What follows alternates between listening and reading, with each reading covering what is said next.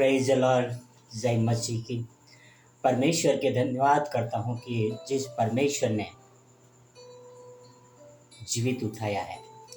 भाइयों बहनों और मित्रों, सारी सृष्टि के मालिक, सारी सृष्टि के सृजनहार एक ही ईश्वर है जो स्तुति की योग्य है।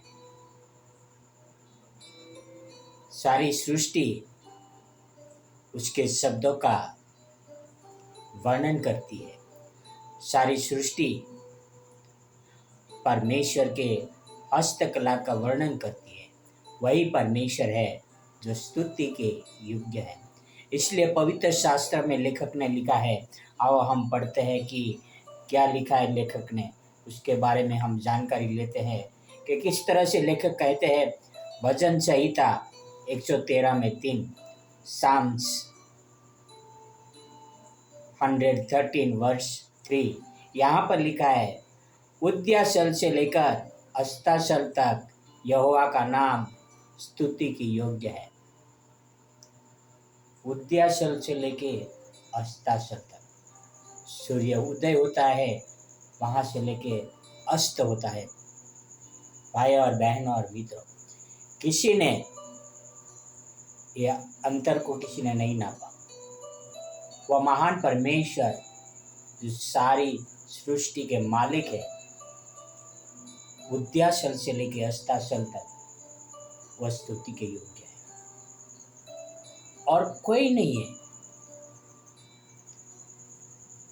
बाकी सब मनुष्य की कारीगरी और कल्पनाएं हैं, जिन्होंने अपने अपने मनों में आया और पुस्तकें लिख दी, अपने अपने मनों में आया मूर्तियां खड़ा कर दी, अपने अपने मनों में आया और देवी देवताएं बना दी। पर जीवित परमेश्वर, स्वर्ग व पृथ्वी का अधिकारी सिर्फ एक ही है, यहोवा परमेश्वर। वह क्यों स्तुति के योग्य है, क्यों धन्यवाद के योग्य है? क्योंकि उसने सारी सृष्टि के रहने वालों को, सबको प्यार किया है। सबसे बढ़कर बात यह है कि परमेश्वर ने पापियों से प्रेम किया है। मैं और आप जब गुनाहों में डूबे हुए थे, जब अंधकार में खोए हुए थे, ऐसे समय पर परमेश्वर ने हमें बचाया। जो हमारे पापों की माफ़ी दे सकता है, जो हमारा उद्धार कर सकता है, उसके योग्य और कौन हो सकता है। और हम रोमियो में पढ़ेंगे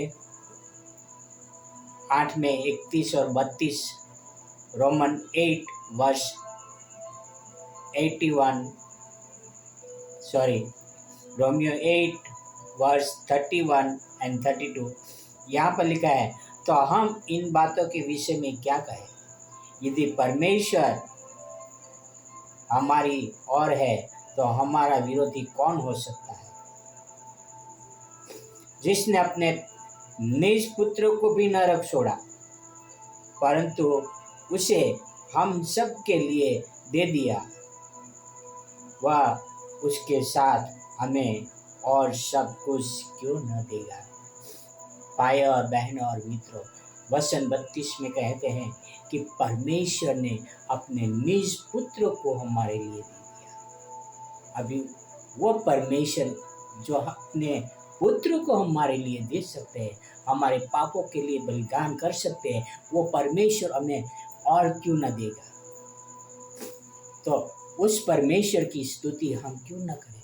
वो परमेश्वर को योग्य हम क्यों न कहें? क्योंकि वो महान परमेश्वर है जो सारी सृष्टि के मालिक है, सारी सृष्टि के सृजनहार है। वो परमेश्वर को छोड़ और कोई जीवित ईश्वर है ही नहीं। आओ हम जीवित परमेश्वर की स्तुति और आराधना करें और उसी को हम धन्यवाद करें, क्योंकि वो हमारे महान परमेश्वर ठहरे हैं। आओ हम उसी की उपासना करें। हे हमारे परमेश्वर पिता, किस तरह से वचन संहिता 113:3 में लिखा है, विद्याशल से लेके अस्ताचल तक आपका नाम ही स्तुति की योग्य है। मीन्स सारी पृथ्वी पर आप ही महान ईश्वर हो। मनुष्य के बहुत सारे देवी देवताएं हैं प्रभु,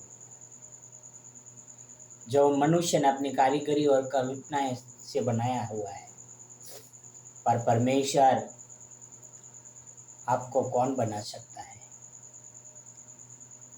आपको अपने हाथों से कौन रच सकता है? जो आपने सारी सृष्टि हमारे लिए दे दिया है। इतना ही नहीं पिता, जब हम पापी ही थे, जब हम दलदल में फंसे हुए थे, ऐसे समय पर आपने आपका इकलौता पुत्र हमारा उद्धार के लिए दे दिया।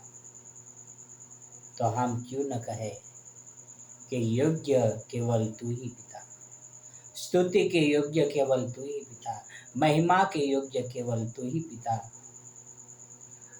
आभार के योग्य केवल तू ही पिता। हे सर्वशक्तिमान ईश्वर, आप अपनी सत्र साया में हमें बनाए रखना, आपके वचनों पर चलने के लिए हमें शक्ति और सामर्थ्य देना, ताकि आपकी स्तुति हमारे जैसे पापी लोगों से हमेशा मुख से निकला करे पिता। ये आपसे प्रार्थना, आपसे नम्र विनती करता हूँ पिता। धन्यवाद, धन्यवाद, धन्यवाद, क्योंकि योग्य केवल आप ही हो पिता, स्तुति के योग्य केवल आप ही हो पिता। आपका नाम के लिए बहुत बहुत आभारी हो पिता कि आपका नाम लेने का एक अवसर मिला पिता। धन्यवाद करता हूँ यीशु मसीह के लिए और आपकी महान कुर्बानी के लिए पिता। यह सारी प्रार्थना मेरे उद्धारकर्ता, प्रभुओं का प्रभु, राजाओं का राजा यीशु मसीह के नाम से करता हूँ। आमीन, आमीन, आमीन। Praise the Lord. Have a wonderful day. God bless you all.